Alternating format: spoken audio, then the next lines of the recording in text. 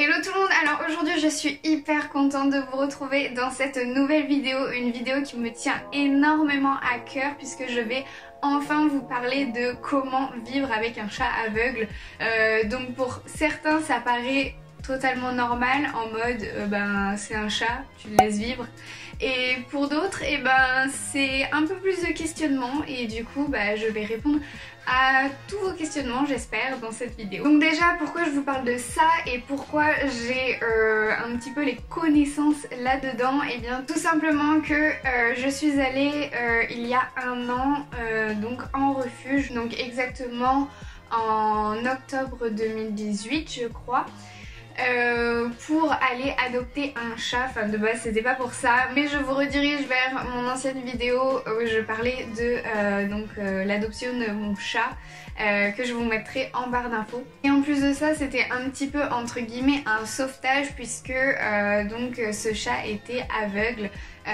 Donc pour la petite explication, le refuge a récupéré Nova, elle était dans le coma et donc à son réveil ils se sont pas aperçus tout de suite, mais au bout de quelques temps ils se sont aperçus que elle avait des troubles de la vision. Et donc souvent, je sais pas si vous le savez, mais dans les refuges c'est très compliqué de faire adopter les vieux animaux, les animaux noirs pour les chats par exemple, les chats noirs c'est très compliqué, et les animaux qui sont malades ou en mauvaise santé. Donc Nova étant aveugle, ils avaient donc peu de chances de la faire adopter. Donc voilà, et moi je voulais vraiment faire un sauvetage, je voulais pas juste adopter un chat, c'était vraiment pas mon objectif.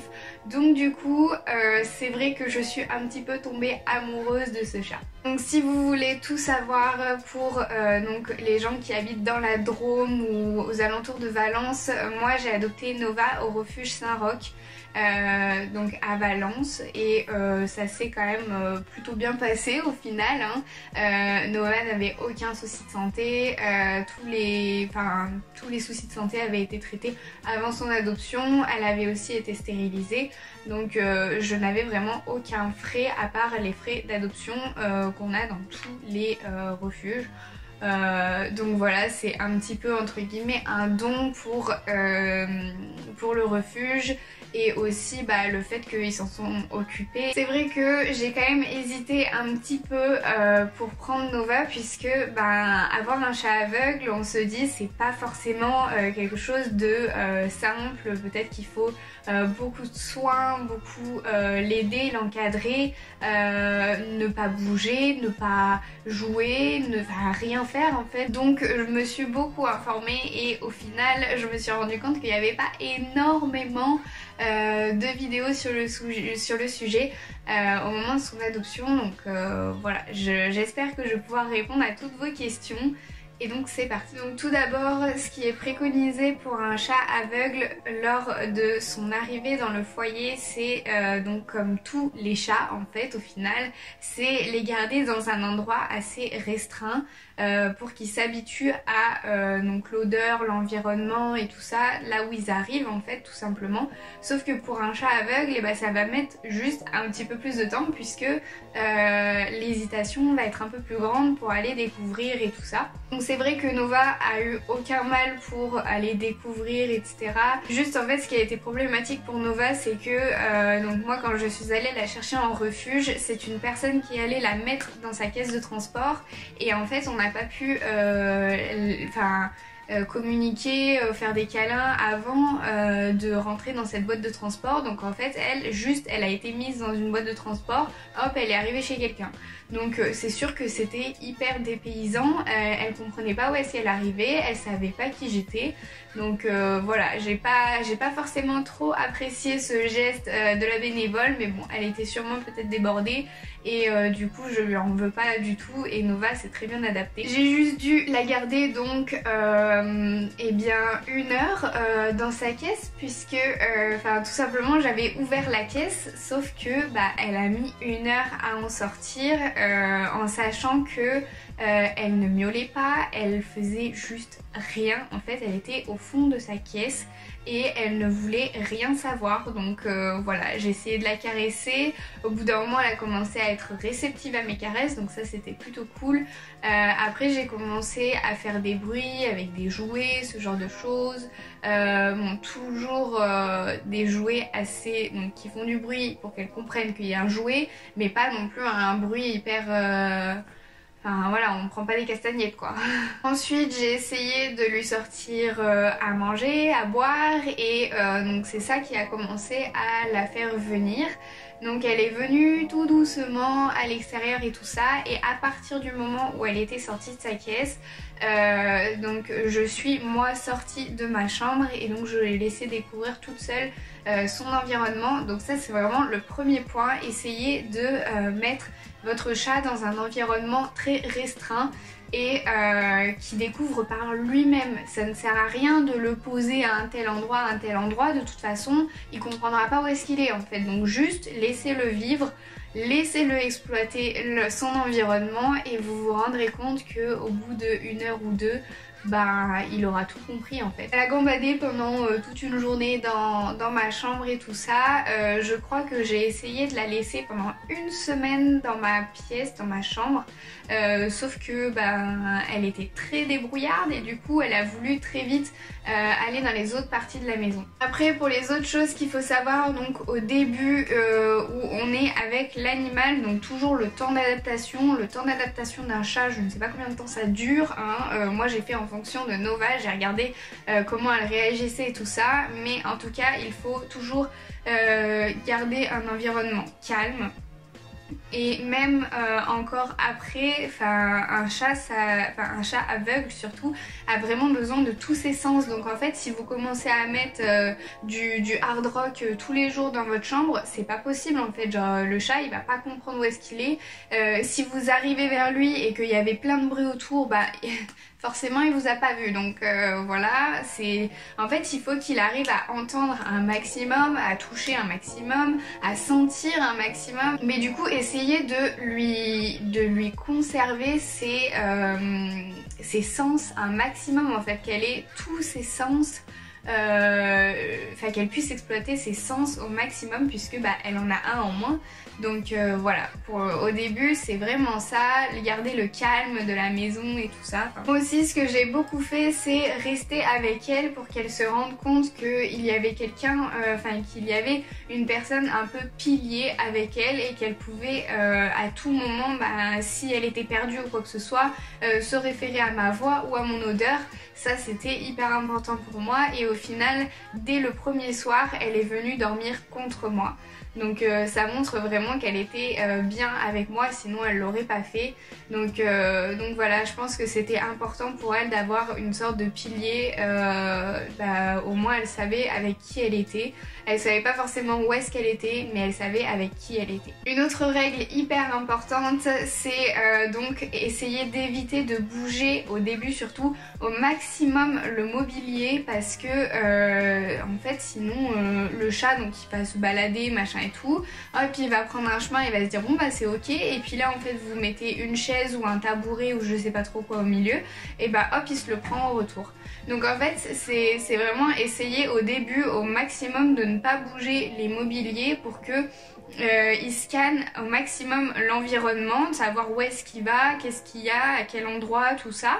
Et puis après, par exemple les chaises, on est obligé de les bouger. Donc ça va bouger de quelques millimètres, mais on va pas la mettre à un autre endroit où jamais on mettrait une chaise en fait. Pour que vraiment le chat s'habitue à comprendre où est-ce qu'il est et à quel endroit ça peut un petit peu bouger. Donc par exemple sous la table, il saura que ce sera jamais la même disposition. Mais d'un côté on peut pas faire autrement. Donc voilà, là il va devoir s'adapter. Alors que dans le salon, il y a un canapé et une table basse, ça bouge pas. Donc voilà, il n'y a aucun souci pour se mouvoir. Il ne faut pas aussi penser que les chats aveugles vont tout le temps rester au sol. Ça c'est une idée totalement fausse. Donc un chat aveugle va pouvoir bouger de partout. Donc moi par exemple je lui ai acheté un arbre à chat qui fait à peu près 1,20 m je crois. et elle y va très bien, elle saute, elle bouge dessus et tout ça.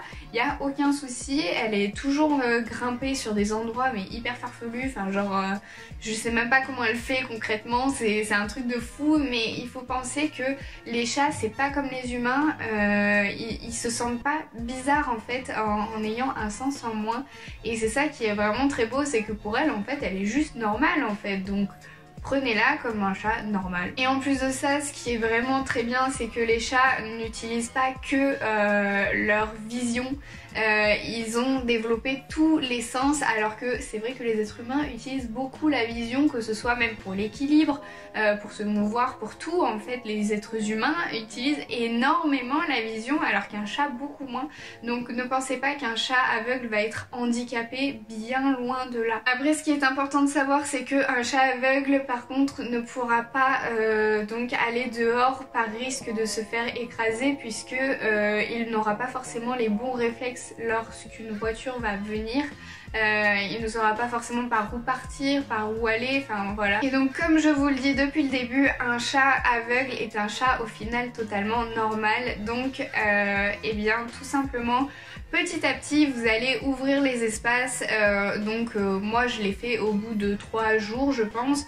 J'ai ouvert les espaces, donc je lui ai laissé toute la maison, enfin petit à petit, mais d'abord c'était le partie chambre et après ça a été toute la maison, puisque je voyais qu'elle se débrouillait très bien et qu'elle était aussi en demande, puisque au final maintenant elle me suit absolument de partout, donc on se rend compte que c'est un chat qui a besoin de ma compagnie, et du coup c'est vrai qu'elle a découvert très facilement la maison et en très peu de temps. Un chat aveugle est toujours un chat normal, donc il est important de jouer avec, mais ne pas jouer forcément avec des trucs qui ne font pas de bruit, ça sert à rien, il le verra pas. Donc voilà, moi ce que j'ai fait, c'est que j'ai acheté des balles qui font du bruit mais pas trop, c'est un bon entre-deux on va dire.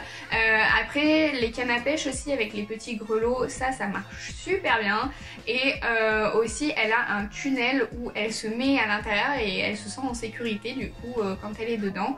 Elle aime beaucoup jouer à l'intérieur, donc voilà, ça c'est un petit peu tous les jouets qu'elle adore. Et enfin juste il faut faire très attention lors des déplacements dans la maison, donc quand vous vous déplacez dans votre maison, pas dire allez hop je cours machin et tout, non. Vous savez que vous avez un chat aveugle, il ne va pas forcément réagir aussi vite qu'un chat, donc si vous arrivez et qu'elle vous a pas entendu, pas vu ou quoi que ce soit, elle va pas pouvoir avoir les bonnes réactions.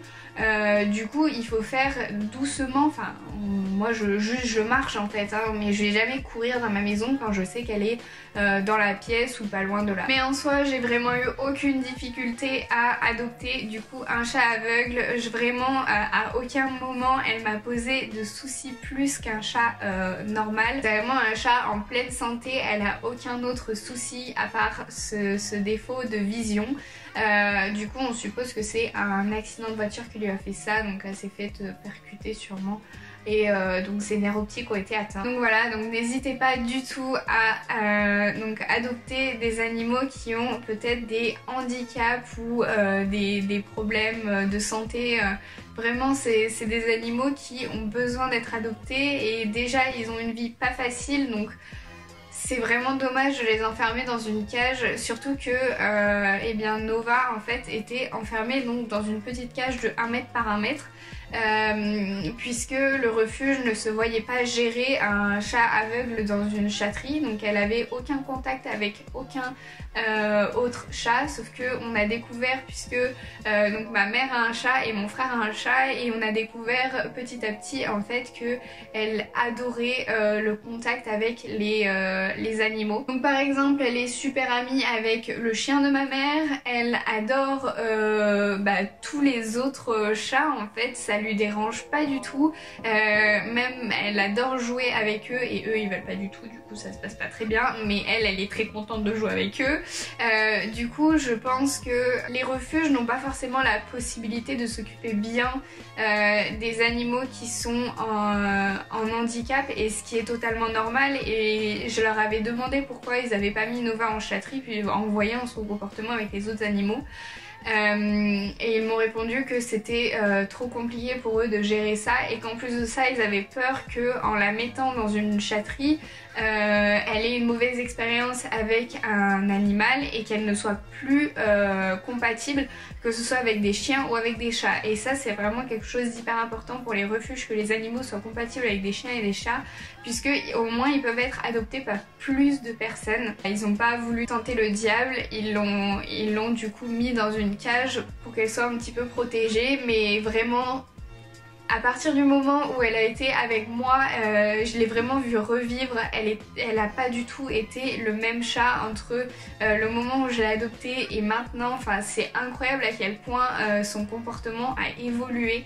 Et du coup je suis hyper contente et hyper fière d'elle, puisque maintenant elle évolue avec des animaux qui n'ont aucun handicap et vraiment personne, enfin si je le dis pas, personne ne voit qu'elle est aveugle. Mais donc tout simplement c'était un petit message, voilà, pour vous dire, n'hésitez pas à adopter vraiment, surtout les chats. Enfin les chats, il y en a plein en refuge. Là ça va commencer à être la période des chatons en refuge. Et puis vous voyez bien, malgré que je la voyais malheureuse dans ce refuge, au final elle a beaucoup évolué, sûrement grâce à moi, grâce à la relation qu'on a. Et donc il ne faut pas se dire qu'un animal triste dans un refuge va le rester. Il faut vraiment tout faire pour ces animaux. Et au final actuellement elle déteste que je la porte. Ça fait 1 an et demi que je l'ai, elle déteste que je la porte. Et je ne la porte pas tout simplement. J'évolue à son rythme. Si un jour elle accepte que je la porte, je la porterai bien volontiers.